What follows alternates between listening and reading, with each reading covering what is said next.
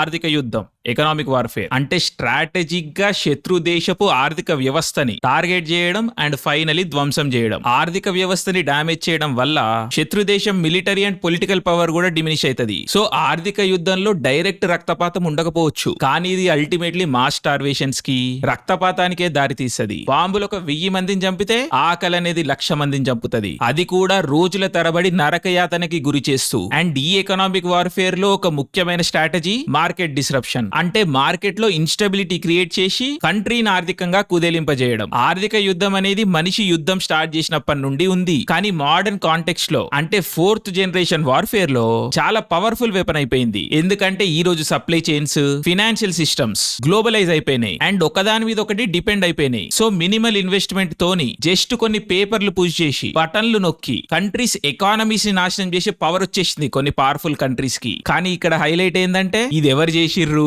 ఎందుకు చేపిస్తున్నారు, ఇవేవి తెలిసే అవకాశం కూడా లేదు చాలా కేసెస్ లో. అంటే మీకు అర్థమైతుందా? బాంబ్ వేస్తే ఎవడేసిండో తెలుస్తుంది, సో తిరిగి అటాక్ చేయడానికి అవకాశం ఉంటది. కానీ ఏ రిపోర్ట్ ఎవడు రిలీజ్ చేసిండో ఎట్లా తెలవాలి? అందుకే 4th జనరేషన్ వార్ఫేర్ లో ఎకనామిక్ వార్ఫేర్ అనేది మోస్ట్ క్రూషియల్ అనమాట. అండ్ మనం ఈ రోజు దీని గురించి ఎందుకు మాట్లాడుతున్నామంటే హిండెన్బర్గ్ రీసెర్చ్ అసలేంటిది, దీన్ని నడిపిస్తున్నది ఎవరు, అండ్ వీళ్ళు ఇదంతా ఎందుకు చేస్తున్నారు? పేరుకి హిండెన్బర్గ్ రీసెర్చ్ అనేది న్యూయార్క్ లో బేస్ అయిన ఒక ఇన్వెస్ట్మెంట్ ఫర్మ్. వీళ్ళు షార్ట్ సెల్లింగ్ చేస్తా ఉంటారు. ఎక్కువ కాంప్లికేట్ చేయకుండా సింపుల్ గా చెప్పాలి అంటే ఒక స్టాక్ పడిపోతది అని బెట్ వేయడం. బెట్టింగ్ అనేది ఎవరైనా వేయొచ్చు, కానీ ఇక్కడ మతలబ్ ఏంటంటే వీళ్ళు ఏ కంపెనీకి వ్యతిరేకంగా అయితే బెట్టింగ్ వేస్తారో ఆ కంపెనీకి వ్యతిరేకంగా రీసెర్చ్ చేసి ఇన్ఫర్మేషన్ వీళ్ళే వదులుతారు. ఎంత కన్వీనియంటో కదా. కానీ మజా ఏంటంటే టెక్నికలీ ఇదంతా లీగలే, అట్లీస్ట్ వెస్ట్ లో. బట్ ఇక్కడ అసలు విషయం ఏంటంటే హిండెన్బర్గ్ రీసెర్చ్ అనేది ఒక ప్రైవేట్ సంస్థ. అంటే దీని అర్థం ఏంటంటే దీని ప్రైమరీ ఇన్వెస్టర్స్ ఎవరో పబ్లిక్లీ తెలీదు.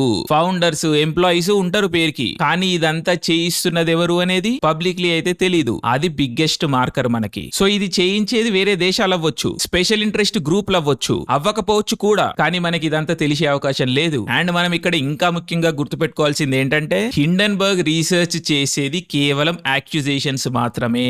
వాళ్ళేమి ఇన్వెస్టిగేటివ్ ఏజెన్సీ కాదు, అండ్ వాళ్ళ దగ్గర ఇన్వెస్టిగేట్ చేయడానికి అథారిటీ కూడా లేదు. కానీ వాళ్ళ రిపోర్ట్స్ ని మాత్రం భయంకరంగా మార్కెట్ చేస్తారు అండ్ ప్రపంచపు మీడియా ఆ రిపోర్ట్స్ ని భారీగా కవర్ చేస్తుంది. సో చేసిన అలిగేషన్ కరెక్టా రాంగా అని ప్రూవ్ అయ్యే లోపలనే జరగాల్సిన డ్యామేజ్ జరిగిపోతుంది అండ్ వాళ్ళకి రావాల్సిన ప్రాఫిట్ వచ్చేస్తుంది. హిండెన్బర్గ్ రీసెర్చ్ 2020లో నికోలా కార్పొరేషన్ మీద అలిగేషన్స్ వేసింది అండ్ కొన్ని అలిగేషన్స్ ప్రూవ్ అయినాయి కూడా, కానీ కంపెనీ ఈ రోజు రికవర్ అయింది. కానీ ఈ మొత్తం ప్రాసెస్ లో హిండెన్బర్గ్ రీసెర్చ్ ఎన్ని డబ్బులు చేసుకుందో మనకు తెలియదు, ఎందుకంటే అదొక ప్రైవేట్ ఎంటిటీ. హిండెన్బర్గ్ రీసెర్చ్ కి ఇండియాకి సంబంధం ఏంటంటే ఇండియాలో one of the biggest corporate houses అయిన అదానీ గ్రూప్ ని హిండెన్బర్గ్ రీసెర్చ్ ఫస్ట్ టైం జనవరి 2023లో టార్గెట్ చేసింది అండ్ మళ్ళీ ఇప్పుడు ఆగస్ట్ 2024లో టార్గెట్ చేస్తున్నది. అదానీ గ్రూప్ కొన్ని దశాబ్దాలుగా స్టాక్ మ్యానిపులేషన్, అకౌంటింగ్ ఫ్రాడ్ చేస్తున్నది అనేది హిండెన్బర్గ్ రీసెర్చ్ వాదన. అండ్ ఈ క్రమంలో అదానీ గ్రూప్ తీవ్రంగా నష్టపోయింది. అరౌండ్ $150 బిలియన్ వాల్యూ కోల్పోయింది. But of course most part ఆ వాల్యూ రికవర్ అయింది అనుకోండి. బట్ ఇంటర్నేషనల్ ఫైనాన్షియల్ మార్కెట్స్ లో లాస్ ఆఫ్ రెప్యుటేషన్ అయితే జరిగింది. అది చాలా లెవెల్స్ లో ఇర్రిపేరబుల్ అని చెప్పాలి. ఇప్పుడు లేటెస్ట్ గా ఆగస్ట్ లో ఇచ్చిన రిపోర్ట్ లో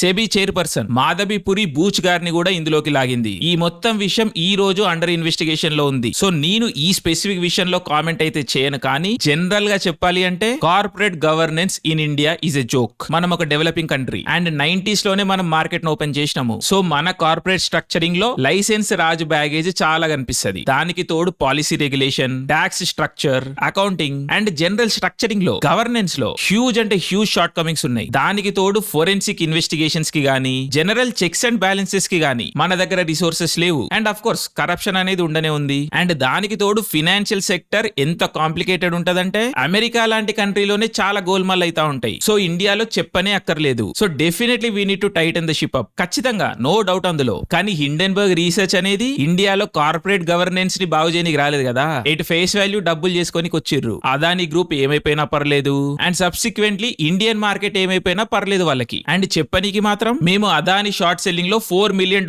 ప్రాఫిట్ చేసుకున్నాము అని చెప్తున్నారు. కానీ యాక్చువల్ గా వీళ్ళు ఎంత ప్రాఫిట్ చేసుకున్నారు అని తెలిసేదానికి మనకు అవకాశం లేదు, ఎందుకంటే ఆ డేటా పబ్లిక్ లో లేదు. హిండెన్బర్గ్ రీసెర్చ్ మీద నాకు చాలా ఎథికల్ ఇష్యూస్ ఉన్నాయి. వాళ్ళు అవుట్ రైట్ మార్కెట్ ని మ్యానిపులేట్ చేస్తున్నారు, నెగటివ్ సెంటిమెంట్ ని స్ప్రెడ్ చేస్తున్నారు అండ్ వాళ్ళకి చాలా కేసెస్ లో డైరెక్ట్ కాన్ఫ్లిక్ట్ ఆఫ్ ఇంట్రెస్ట్ ఉన్నది అండ్ చాలా కేసెస్ లో వాళ్ళు చేసేవి purely speculative accusations. But okay, ఇదంతా వాళ్ళు మార్కెట్ లో ఒక ప్రైవేట్ ప్లేయర్ గా ఉండి చేసుకుంటున్న వరకు నడుస్తుంది. బట్ మన బిగ్గెస్ట్ కన్సర్న్ ఏంటంటే ఏంటంటే ఇదంతా ఎవరు చేయిస్తున్నారు అని, అండ్ ఇదంతా ఇండియా పైన డైరెక్ట్ ఎకనామిక్ అటాక్ అని. ఒకవేళ అదే నిజమైతే ఇది చాలా పెద్ద విషయం, అండ్ ఇండియన్ గవర్నమెంట్ దీని మీద సీరియస్ గా ఫోకస్ చేస్తది అని ఎక్స్పెక్ట్ చేస్తున్నా. బట్ ఈ మొత్తం సినారియోలో ఒక పాజిటివ్ విషయం ఏంటంటే మండే రోజు మార్కెట్ పాజిటివ్ గానే రెస్పాండ్ అయింది. సో అది ఇండియాకి మంచి విషయం. సో ఇలాంటి అటాక్స్ ని మనం ఇంకా తట్టుకొని నిలబడతామని కోరుకుంటూ జై హింద్.